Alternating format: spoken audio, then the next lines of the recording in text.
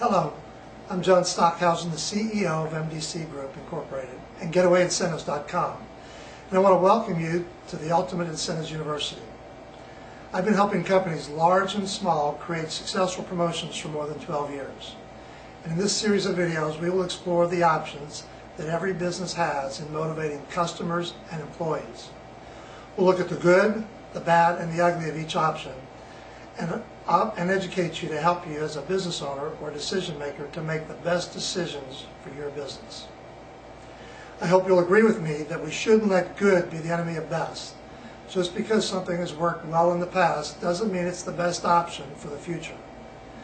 Our goal is to not teach you just how to create a more effective incentive and promotion, but also how to create more cost-effective incentives and promotions. We also will look at employee incentive programs as well as customer promotions and incentives. We'll look at short-term programs as well as ongoing incentive plans, often called loyalty programs.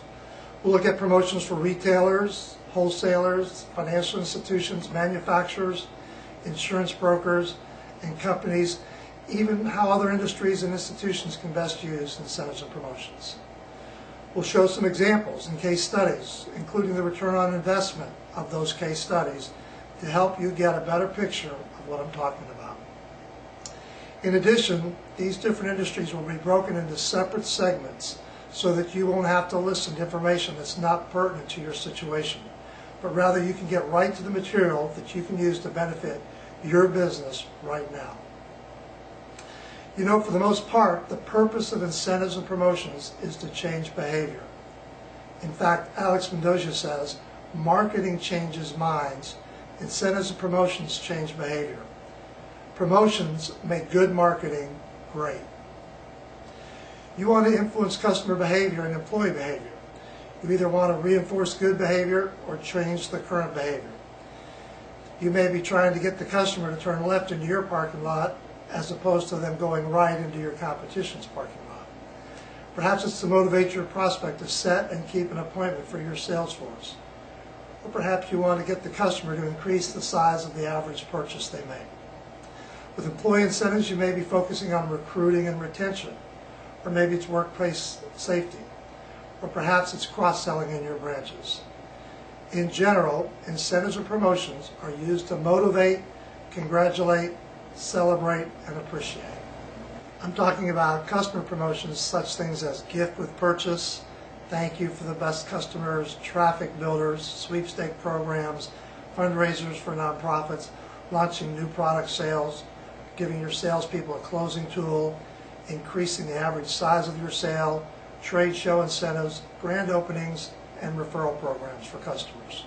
On the employee side, we're talking about performance awards, safety awards, thank you for good job done, increasing sales, such as sales incentives, referrals or retention programs, attendance awards, and even recruiting awards for new employees.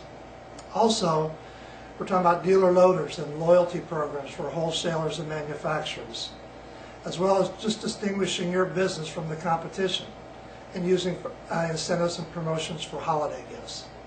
I'm sure I left something out, but you get the picture. When it comes to motivating customers and employees, every business has three choices. You can use cash, you can use merchandise, or you can use travel. With cash, I'm talking about customer discounts or cashback coupons or gift certificates, cash cards, or with employees, we're talking about bonuses. Merchandise, it might be gift cards, electronics such as MP3 players or DVD players, watches, might be a buy one, get one free, and of course it could be awards like pens or certificates or medals. And the third choice is travel.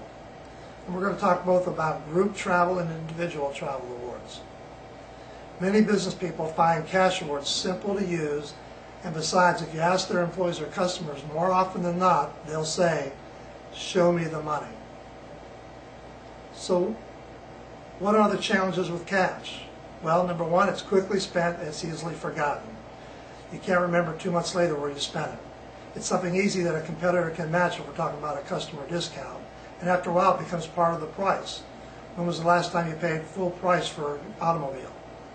If we're talking about bonuses to employees, it can disrupt the compensation plan because employees come to expect it after a while.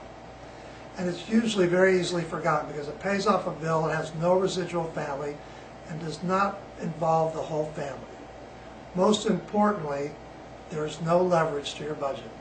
$50 is worth how much to your customer or employee? Now that's not a trick question. I'll show you the importance of that question in just a little bit.